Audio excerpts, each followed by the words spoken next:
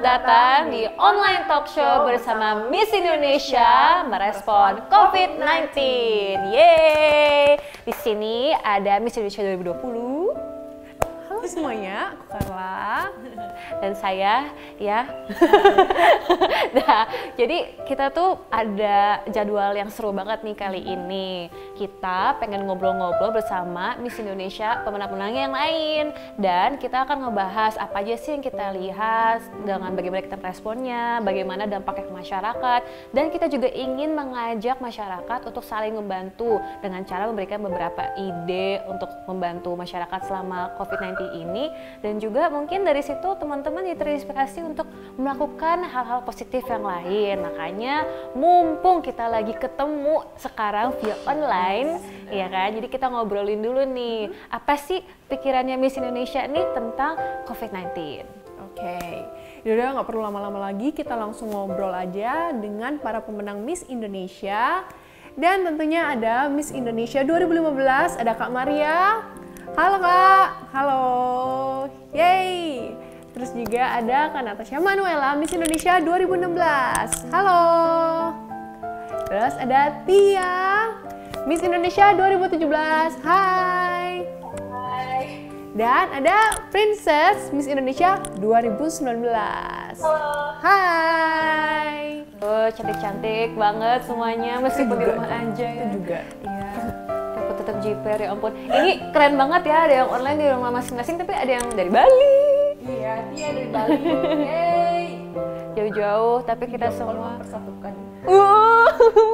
Kangen. Oke, jadi kita akan bahas beberapa hal ya teman-teman. Mulai dari respons kita terhadap pandemi ini, kemudian yang kedua tentang dampaknya ke masyarakat, ke sekitar kita, keluarga kita, dan juga apa kira-kira solusi yang ingin kita terapkan. Betul sekali. Nah, mungkin aku mau bahas dulu yang pertama tentang bagaimana sih perspektif kalian gitu. Mungkin mulai dari Kak Maria Harvanti yang benar-benar nih salah satu yang paling antusias nih mengadakan pertemuan ini. Thank you banget loh Kak. Thank you. Ya, sama-sama. Halo Carla, Alia. Hai hai. Cantik banget ya kalian syuting dari studio. Nah, tanggapan aku sekarang ya memang kondisinya cukup memprihatinkan. Kalau kita lihat berita sekarang, data COVID-19 itu penderitanya sudah mencapai angka 11.000 di Indonesia. Dan banyak sekali kalangan rentan seperti lansia, para pekerja lepas, terus anak-anak dari keluarga prasejahtera juga turut merasakan dampaknya gitu. Even kita yang bukan kalangan rentan pun ikut work from home, ikut harus dikarantina, dan itu membuat kita masing-masing menjadi semakin sadar bahwa kita harus tenggang rasa, harus toleransi, bahwa kita ini lebih beruntung daripada mereka-mereka yang mungkin tidak bisa mendapatkan earning stabil seperti kita, tapi kita harus intinya dalam masa-masa ini kita tidak boleh mempedulikan diri kita sendiri, kita harus turut menyumbangkan apa yang kita punya dengan masyarakat yang kurang mampu dan kurang beruntung. Betul, setuju. Kalau dari Kaca gimana Kaca? Halo semuanya. Hai. Seru banget ya. Jadi ini sih maksudnya sama Kak Fanti. Cuma mungkin bener banget yang tadi Kak Fanti bilang, harus setiap perorangan di masa-masa sulit kayak gini harus banget yang namanya ada tenggang rasa. Dan bersyukur banget, kita seneng banget ngelihat kalau misalnya di Indonesia udah mulai solidaritas tuh kuat banget gitu di masa-masa ini. Jadi melihat hal-hal yang sulit bisa diubah juga ke hal-hal yang positif. Jadi mungkin COVID-19 ini tuh menambahkan menambahkan kesadaran buat semua masyarakat sih, dengan adanya keterbatasan, dengan adanya kita nih semua kayak work from home, semuanya di karantina, tapi kita tuh masih bisa do something gitu.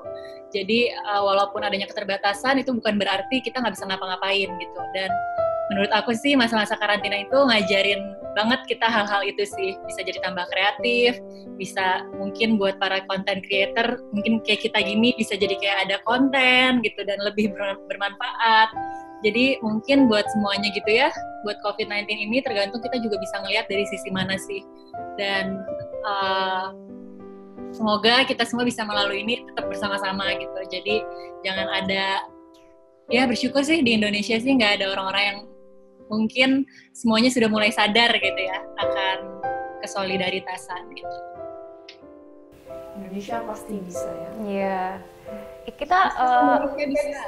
ya bersyukur sekali nih, emang kalau nggak salah angka kesembuhannya tuh udah mulai naik ya. Iya. Udah mau mencapai 2000 ya Kak, walaupun angka kematiannya memang juga naik, tapi angka kesembuhannya jauh lebih banyak sekarang ya. Betul, jauh gitu, dan perharinya naik berkali-kali lipat gitu. Jadinya cukup bersyukur ngelihatnya, wah ternyata masih banyak yang berjuang secara positif dan juga termotivasi ingin sembuh gitu.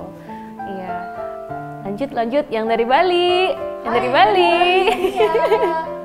Halo semua. Jadi sama juga sama Kak Aca, Kak Fanti bilang, cuman mungkin karena di Bali kasusnya nggak sebesar tempat-tempat lain, cuman kita rasa dampaknya lebih ke employment sih, lebih banyak yang nggak ada kerjaan karena mereka harus,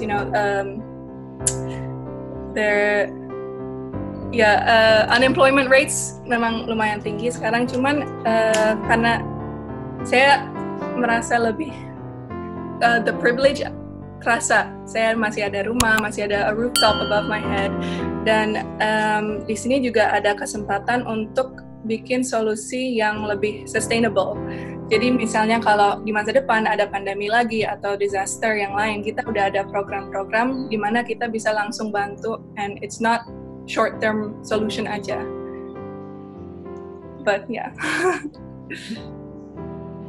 Keren. Terus kalau Oces gimana responsnya Oces? Dan by the way, Oces itu kan dari diantara kita yang salah satu yang masih kuliah ya? Iya, betul. Baru semester berapa? Semester 3 ya? Sekarang semester 4 nih mulainya.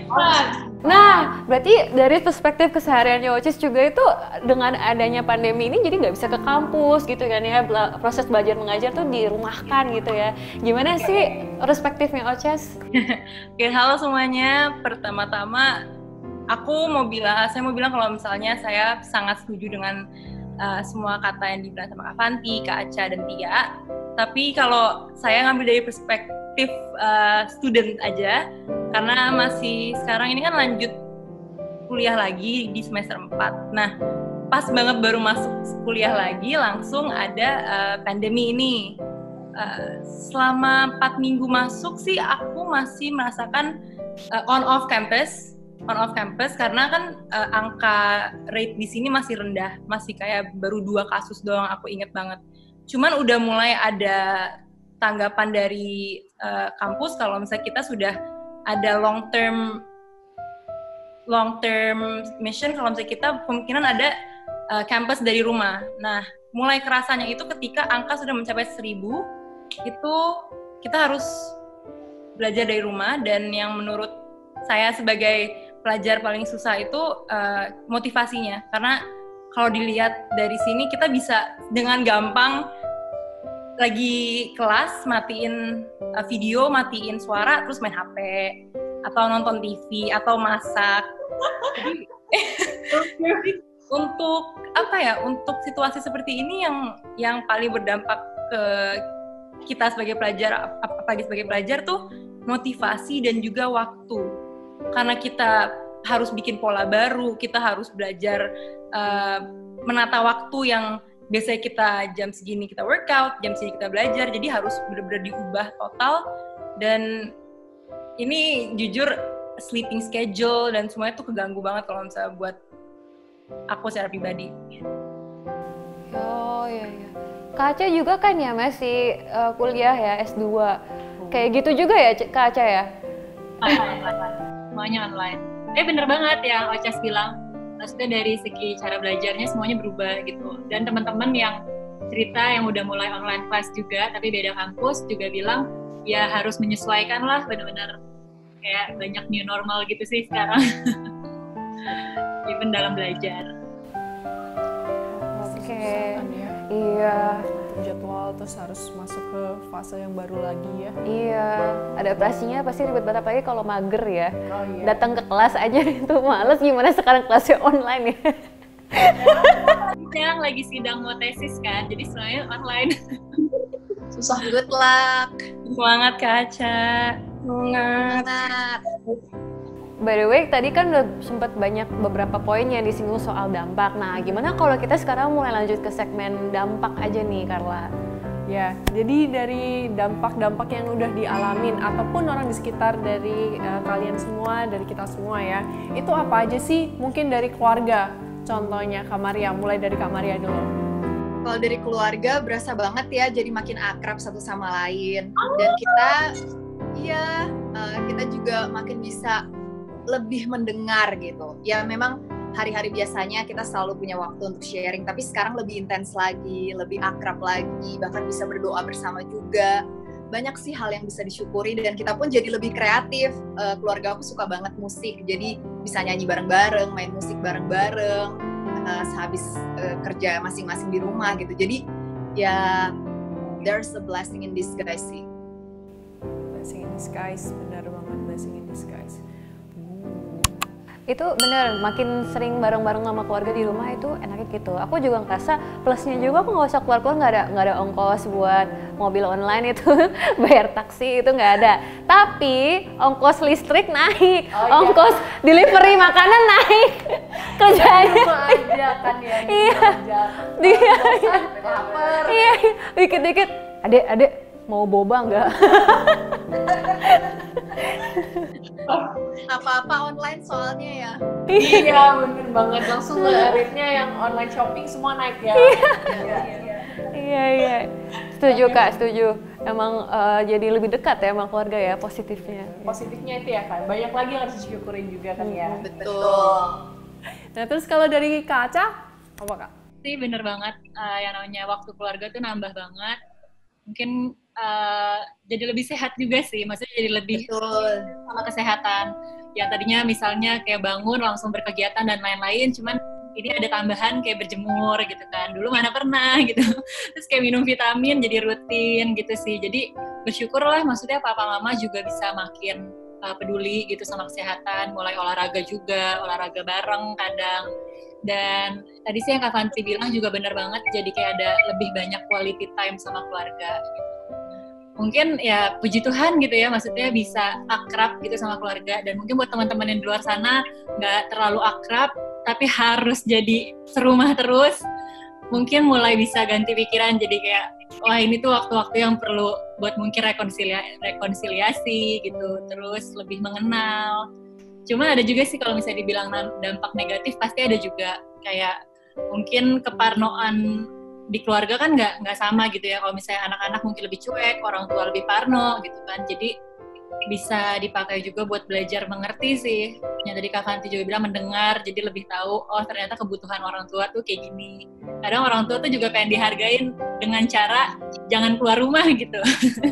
Karena kan awal-awal dikenal COVID penyakit yang buat orang tua gitu kan. Jadi mereka lebih parno gitu. Makanya jadi ya walaupun nggak bisa kerja, nggak bisa kemana-mana gitu, cuman ya udah gitu sabar dulu aja. Jadi emang bisa lebih mengertilah kekhawatiran orang tua gitu.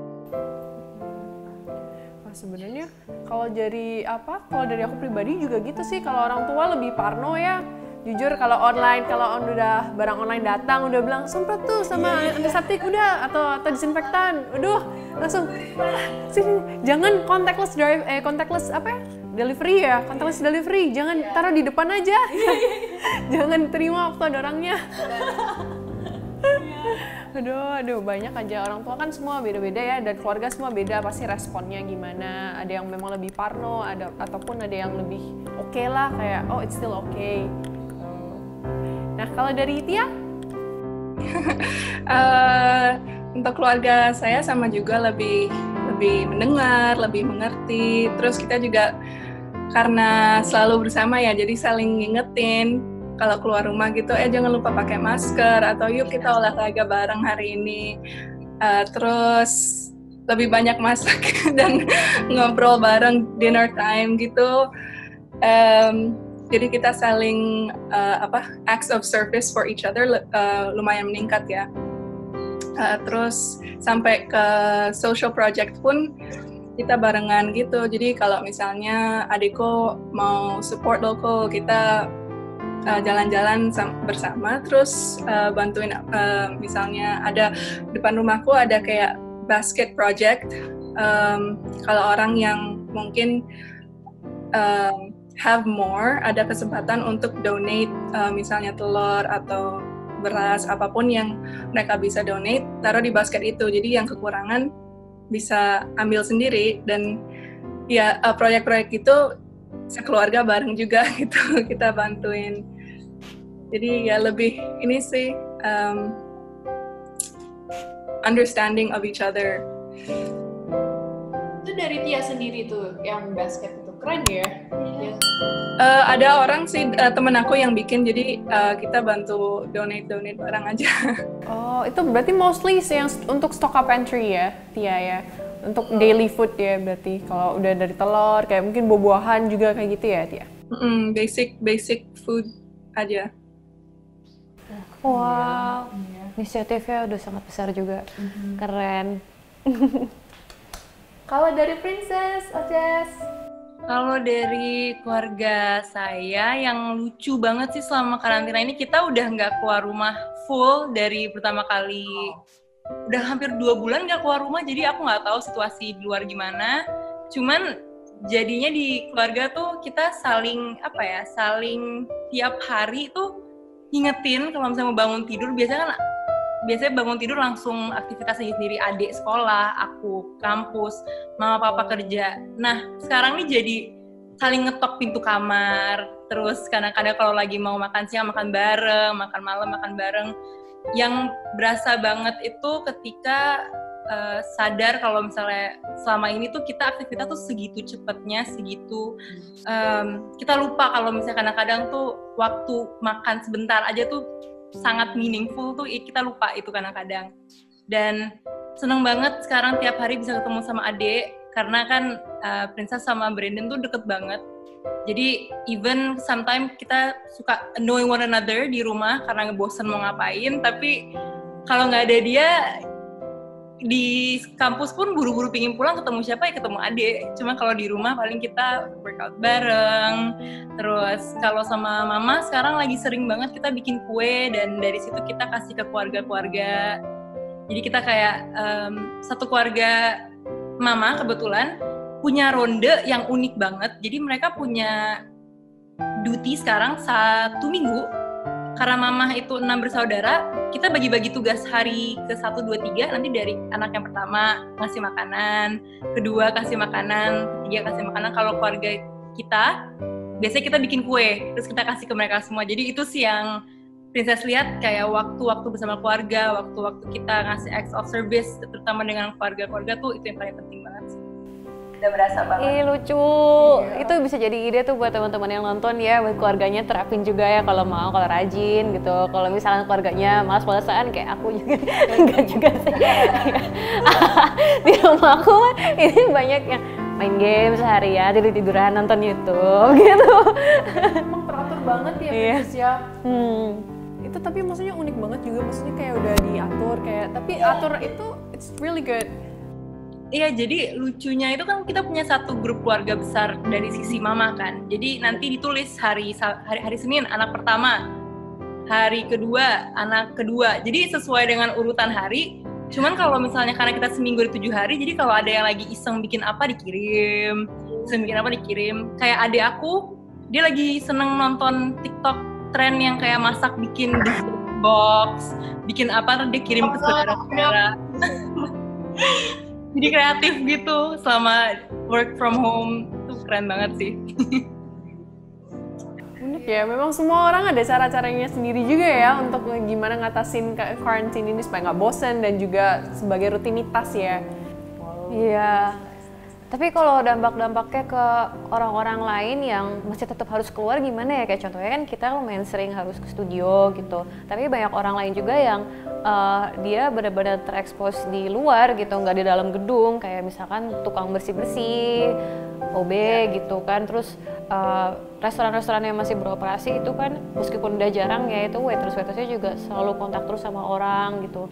Kasian ya, banyak banget itu yang secara ekonomi yang terdampak gara-gara dia masih harus keluar dan nyari uang, tapi nggak ada yang beli jasa yang mereka gitu, nggak ada yang beli ininya gitu. Jadi aduh, itu salah satu dampak juga yang aku lihat gitu. Dan bingung rasanya orang-orang frustasi. Sedih. Nah tadi kan kita juga udah ngobrol-ngobrol gimana sih dari dampaknya, terus juga sebelumnya juga tentang apa sih tadi yang awal tuh? Tentang pandangan kita masing-masing. Pandangan kita masing-masing. Terus mungkin sekarang kita lebih membahas ke contribution kita ya, dan mungkin pengatasan kita gimana sih tentang COVID-19 ini ya. Mungkin dimulai dari masing-masing dulu kali ya, dari teman-teman masing-masing. Ada nggak inisiatif yang ingin dilakukan atau udah pernah dilakukan sama teman-temannya, mungkin sama organisasinya atau sama keluarganya? Boleh sharing, siapa tahu bisa menginspirasi teman-teman yang nonton biar mereka juga bisa melakukan hal yang positif gitu. Dari hal yang kecil aja yang mungkin sudah dilakukan ataupun yang belum dilakukan nih. Iya, cara untuk solve the problemnya ini gimana? Yes. Dari siapa dulu ya? Dari siapa ya? Iya, dari siapa dulu? Dari Kak Maria lagi boleh ya Kak ya? Dari aku lagi. Iya, boleh Kak ya? Ya, pertama aku mau sharing nih. Sekarang kan udah sekitar mau 2 tahun aku ngelola yayasan aku, namanya Bangun Sekolah. Nah, karena COVID ini lumayan terdampak juga kegiatan-kegiatannya. Tapi satu poin yang paling plus adalah mereka jadi makin bisa manfaatin teknologi. Jadi salah satu program kita itu kan ngasih pelatihan komputer, dan sekarang komputer ini benar-benar digunain banget sama guru-gurunya untuk bikin materi yang didistribusiin ke anak-anak pakai Google Classroom. Jadi anak-anak bisa ngikutin pelajaran tuh dari HP. Iya. Jadi aku monitor setiap hari, lumayan praktikal juga lewat Google Classroom ini. Wow. Ya. Sama ya mungkin kan kalau itu kan kontribusinya, maksudnya itu hanya program berjalan. Kalau kontribusi untuk COVID-19 yang benar-benar nyata, aku lagi support campaign programnya Food Bank of Indonesia, namanya Mereka Butuh Kita, dan mereka itu distribusiin sembako sama makanan siap saji buat para kalangan rentan. Nanti mungkin bisa di-share rekeningnya, Star Hits mungkin bisa membantu. Pasti kita mantap. Kalau dari Kaca gimana Kak? Nah dulu kali ya, sama keluarga. Jadi yang biasanya kita lakuin tuh kita nyiapin ini kayak sembako. Tapi sembakonya nggak banyak, cuman kayak beras, terus mie instan sama telur itu. Jadi setiap kalau misalnya tadi teman-teman kan kayak Alia suka mesen makanan gitu ya, atau nggak dikirimin makanan. Jadi kayak abang ojolnya kita kasih setiap yang datang, terus kita kasih gitu. Terus itu pertama. Habis itu aku belajar sih dari mamaku. Jadi mamaku kan orangnya sangat-sangat aktif gitu ya. Jadi dia sekarang udah dikurung nih di rumah aja gitu, jadi dia nggak bisa ngapa-ngapain kan. Cuman dia tetap pengen aktif. Akhirnya kayak setiap hari dia masak paling jadi kayak 14 nasi bungkus. Di situ yang kita bagi-bagiin kayak ke tukang beca di perumahan, karena maksudnya kayak abang ojol aja susah gitu kan dapat kerjaan, apalagi yang kayak tukang beca gitu loh. Jadi kayak pasti lebih sulit. Nah akhirnya mereka kita kasih makan siang setiap hari kayak nasi bungkus gitu. Terus itu yang personal dilakuin. Oh sama pernah juga, tapi aku udah dilarang sekarang sama papaku. Apa tuh Kak? Masih bisa keluar, jadi aku sempet kayak jalan-jalan gitu kan, jalan-jalan beli-beliin makanan yang masih buka, kayak orang-orang yang maksudnya kayak yang masih berusaha jualan gitu loh di masa ini, terus kayak beli-beliin. Terus ya udah dikasih makanan bukan yang mamaku masak gitu, tapi malah makanan-makanan yang aku beli, jadi ngebantu kayak perputaran ekonomi mereka juga gitu sih. Terus cuman gara-gara tetap keluar akhirnya dimarahin. Jadi itu sudah tidak dilakukan teman-teman, tapi waktu itu pernah dilakukan. Cuman yang sekarang emang lagi aktif banget. Aku kan juga lagi ada mungkin kurang lebih sama yang tadi Kak Fanti bilang, Food Bank of Indonesia. Jadi aku lagi aktif di Food Cycle organisasi juga. Nah, Food Cycle ini juga dulu sempat support Food Bank of Indonesia. Jadi ini lebih kayak ke warehouse-nya. Jadi Food Cycle ini kita yang kayak gather food terus dikasih ke yayasan-yayasan seperti Food Cycle of Indonesia, Food Bank of Indonesia dan lain-lainnya. Nah, sekarang kan jadi kayak lebih fokus sama COVID ini kan. Akhirnya kita bikin campaign yang khusus ngasih sembako dan makanan-makanan siap saji gitu buat frontliners. Nah, jadinya lebih ke situ sih, maksudnya lebih ke orang-orang yang terdampak pekerja informal, terus dan lain-lain lah. Jadi kita emang bekerja sama dengan banyak yayasan-yayasan yang bisa bantu kita langsung sebarin ke masyarakat gitu.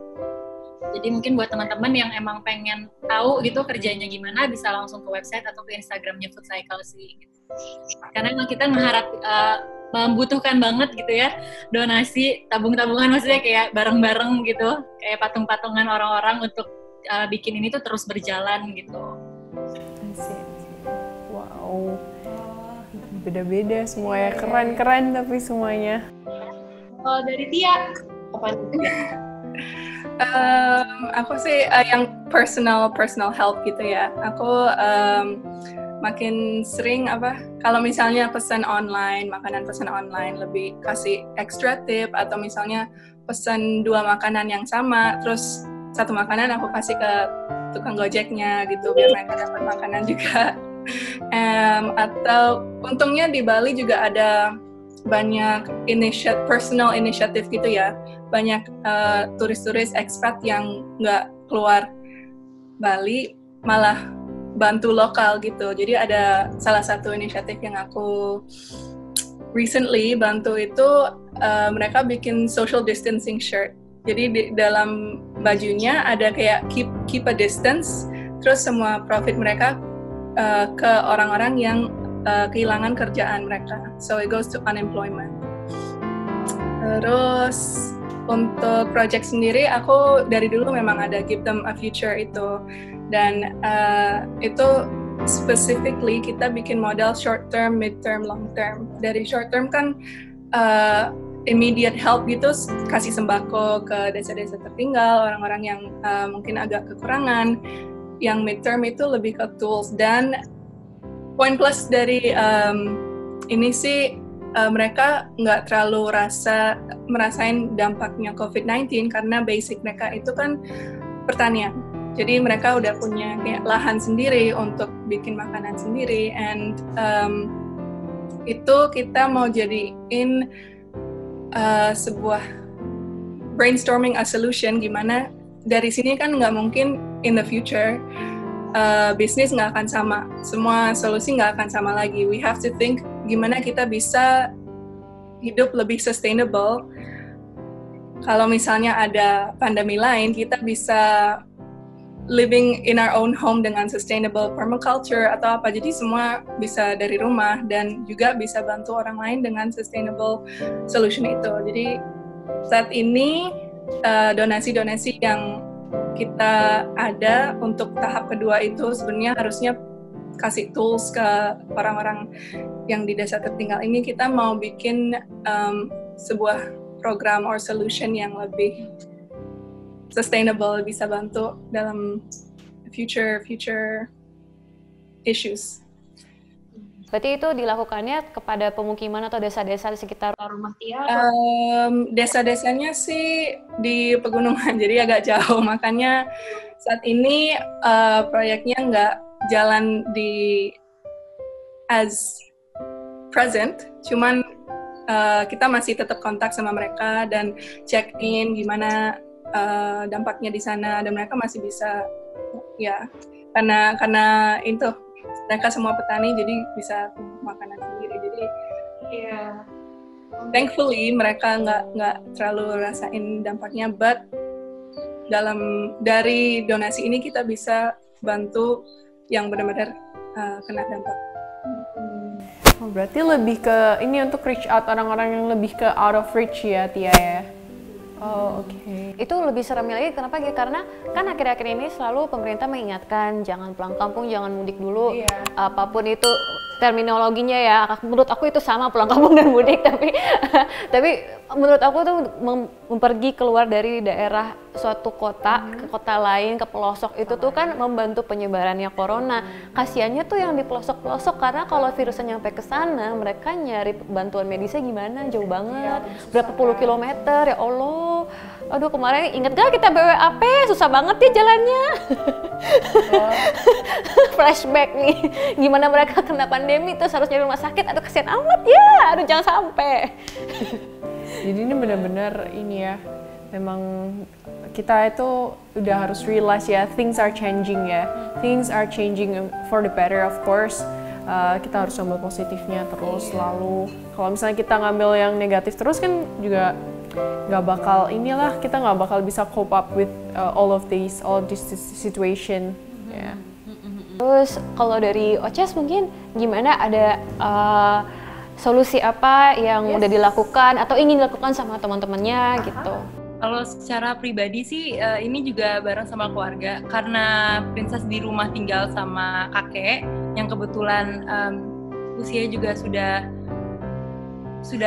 lansia, dan aku kasihan banget kalau misalnya seandainya I risk myself going out dan membawa something dari luar. Jadi untuk prevent itu semua, Princess dan keluarga lebih ke donasi untuk orang-orang yang memang di luar sana yang mereka rela membeli sembako, yang go out of their way buat beli sembako, buat ngasih ke orang-orang yang di luar sana. Tapi dari area dekat, teman-teman, mereka banyak banget yang suka upload di Instagram berita kalau misalnya mereka mau sumbangin sembako misalnya di story. Jadi Princess langsung kontak mama dan keluarga untuk bareng-bareng kayak kumpulin donasi buat kasih ke temen ini, nanti dia yang mewakili jatuhnya gitu. Karena kita semua nggak mau risk ourselves bawa virus ini ke dalam rumah karena ada kakek kebetulan. Jadi untuk keluarga sendiri juga, kita kebetulan di rumah nenek, karena rumah nenek itu juga jauh dari sini di daerah Depok situ, kita juga banyak bantu di situ, banyak banget dari Om. Om itu orang yang sangat berpengaruh di daerah rumah nenek, jadi dia yang benar-benar dia yang benar-benar go out of his way buat bilang ke orang-orang kalau social distancing itu penting. Dia yang bersikeras kalau ada yang mau ke rumah nenek juga, kita sebagai keluarga kita harus benar-benar bersih, kita harus yakin dulu mau ke rumah nenek apa enggak, karena kita takut risk the contact juga. Tapi yang salut banget dari Om ini, dia ngasih sembako, dan dia dengan sabarnya dia tiap hari semangat banget buat selalu keep the spirit in our family intact gitu. Karena kita sebagai anak-anak yang muda-muda kan pasti kangen sama keluarga. Jadi caranya gimana kita ngasih makanan satu sama lain, itu juga cara keluarga Princess biar makin erat tuh, biar itu karena lagi puasa juga kan, jadi kangen sama keluarga.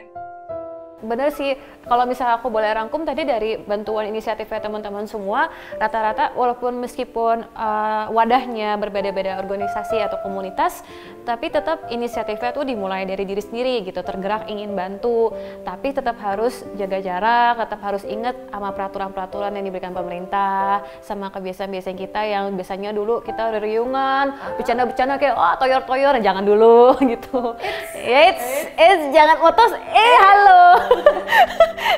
Iya gitu, jadi mungkin yang teman-teman nonton ini bisa pelajari itu rasa empatinya sama rasa besarnya keinginan untuk membantu itu tuh supaya ditiru, dicontoh, dan juga dibesarkan lagi, dilakukan di keluarga gitu kan ya. Memang ini small act of kindness itu sangat penting walaupun cuma satu, karena memang dimulai dari satu itu bisa menyebar ya. Seperti yang Alia bilang juga, kalau yang bisa menyebar itu bukan corona aja tapi kebaikannya. Iya, kamu ini dulu. Harus diterapkan memang ya, harus diterapkan, di-apply dalam hidup kita masing-masing. By the way, Carla, ini kira-kira kita ada nggak nih yang bisa kita lakukan bareng-bareng suatu bantuannya nih? Ada dong pasti ya, kita berdua ada, dan khususnya kita juga pasti ngajak semua, dan dari kita semua kita mau apa nih? 1, 2, 3, jeng jeng jeng, bagi-bagi masker. Bagi-bagi masker banyak banget, ada berapa ya? Ribuan masker secara gratis. Oh my god. Iya, dan ini terima kasih banget sama ini nih yang bantu kita dari di eksekutif. Semoga kita sama-sama bisa lakukan kebaikannya ini ya teman-teman. Kita bisa sama-sama bagi-bagi bareng ke sekitar kita. Kalau teman-teman kampus juga mungkin dikirim-kirimin. Iya, jadi kalau misalnya mungkin kita punya teman yang di luar dari Jawa ataupun kita tinggal dari luar Bali, kita mau kirim masker seberapa banyak ya, kayak ratusan untuk teman-teman kita dan disebarkan lagi ke lingkungan mereka, ya boleh nih. Masker kain boleh dicuci setiap saat, aman, dan ada filternya juga sih ya. Jadi kita bisa taruh filter dalamnya, terus dicuci ulang deh. Gimana nih teman-teman, menurut teman-teman gimana? Kalau kita kan udah mau juga kita ngajak bareng-bareng untuk bagiin masker secara gratis ya, udah banyak banget, ada ribuan ya dari di eksekutif, dan juga ini kita mau join force, lebih kita mau merangkum lagi apa yang bakal kita lakuin dari sebagai perwakilan Miss Indonesia. Kalau dari semuanya, dari perwakilan masing-masing, ada saran ataupun ada masukan gimana, feedback, like what do you think buat kita join force together? Apa ya, dari tadi kita udah ngomongin tentang pentingnya kesehatan fisik, pentingnya toleransi ke masyarakat yang kurang beruntung di masa-masa pandemi ini. Tapi aku mau ingetin juga bahwa kesehatan mental kita yang setiap hari di rumah terus ini juga penting untuk dijaga. Jadi selain olahraga, mungkin banyak melakukan sesuatu untuk kesehatan mental kayak meditasi, berdoa, pokoknya cara kalian masing-masing. Nah, untuk join forces yang bisa kita lakuin sesama Miss Indonesia, mungkin ya kita harus dengerin yang lain dulu. Oke. Nanti kita rangkum ya Kak ya, setelah ini semua. Oke. Jadi Kaca? Ya. Nambahin dikit sih, mungkin sebagai apa ya, bisa dibilang orang-orang banyak ngedengar kita juga gitu ya, ngeliat kita juga. Jadi selagi masa-masa kayak gini, mungkin kita juga harus sadar gitu apa yang kita post juga mungkin bisa menguatkan ke orang-orang yang kita butuhin. Jadi dan mungkin dari post kita juga bisa ngebantuin bisnis-bisnis orang, atau mungkin bisa ngebantuin organisasi-organisasi yang lagi fundraising. Jadi mungkin bisa ngebantuin sih dari apa yang kita punya, maksudnya media yang kita punya, kita ngelakuin hal ini pun gitu. Jadi lebih memanfaatkan untuk hal-hal yang positif gitu sih, mulai isi lebih banyak lagi gitu. Dan salut sih, maksudnya dari obrolan hari ini ngelihat teman-teman yang udah memberikan waktu, tenaga, semuanya buat kayak orang lain, jadi belajar banyak, terinspirasi banyak gitu loh. Dan mungkin buat teman-teman di luar sana yang tadi Kak Fanti bilang yang lagi bergumul gitu ya dengan kesehatan mental, ya kita bakal ngelakuin ini bareng-bareng lah gitu. Jadi kamu nggak sendiri, kamu nggak ngerasain ini sendiri. So stay strong sih, kayak ini pun bakal usai gitu. Pastinya, pasti. Kalau dari Tia, gimana Tia? What do you think? It's all been said. Tapi aku juga mau fokus ke mental health juga, soalnya mungkin karena ada banyak waktu luang ya, sekarang kita malah lebih stres karena pikir harus produktif ini, kita harus lakukan ini itu karena ada banyak waktu untuk selesain proyek-proyek pribadi gitu. Dan aku cuman ya kita punya platform untuk ngingetin hal-hal positif, informasi atau berita positif, dan juga ingetin no one has gone through pandemic before. Ini pertama kali kita semua ngerasain pandemi, jadi nggak harus selesain project. It's a time to relax juga kalau misalnya harus relax, dan take time untuk diri sendiri juga biar bisa fokus for your mental stability atau ya lupa relax, bener sih. Nah, kita juga memang ya, kita kadang terlalu fokus untuk pasti aku harus ngelakuin apa ya hari ini untuk stay produktif. Dan kadang kita itu stress out dari situ, dan kadang blame ourselves sometimes, like bilang kok hari ini aku nggak produktif ya, besok harus produktif. Terus kalau misalnya nggak sempat produktif besok, langsung kayak kenapa nggak produktif lagi, terus stress out sendiri, terus mungkin bakal nggak mood, marah, ya nggak sih kayak gitu kadang sometimes. Iya, rehat sejenak gitu, pikiran-pikirannya harus bisa memaklumi gitu. Maklumi nggak cuma orang lain, tapi maklumi diri sendiri juga gitu. Itu tuh sesuatu hal yang sangat dewasa gitu, dan mungkin secara pikiran itu kayak simple banget, kayak ngomong doang, tapi kalau diterapkan, cuma orang-orang yang sangat dewasa bisa melakukan itu, dan saya bisa mengakui kalau saya tidak. Tadi Oce sebelum sharing ya, Oce gimana join forces? Ini semuanya aku ngerangkum aja, tapi ya yang paling penting itu ketika lagi saat seperti ini, kita secara mental itu juga diuji banget dan berasa banget, apalagi sebagai mahasiswa yang lagi stres sama skripsi, tugas. Jadi apa ya, kalau secara pribadi sih Princess sama teman-teman itu cara nguatin satu sama lain itu kita sering komunikasi. Karena komunikasi itu menurut Princess itu salah satu breakthrough yang sangat gampang, sangat itu free. You just have to speak to someone. You have to let it out. Ketika lagi pandemi kayak gini, kita pikiran banyak banget. Apalagi kalau Princess aja pikiran jujur banyak banget. Tapi the only way for us to survive all of this together itu dari diri sendiri. Apalagi dari diri sendiri, kita harus belajar accept waktu ini kita dikasih sama Tuhan untuk reflect on ourselves, untuk lebih fokus sama diri sendiri, fokus sama keluarga. Sekarang jadi lebih bisa meditasi, sering baca buku, terus Ya, betul, baca buku. Itu ngebantu banget. Dan juga Princess lagi suka journaling, lagi lanjut lagi journaling.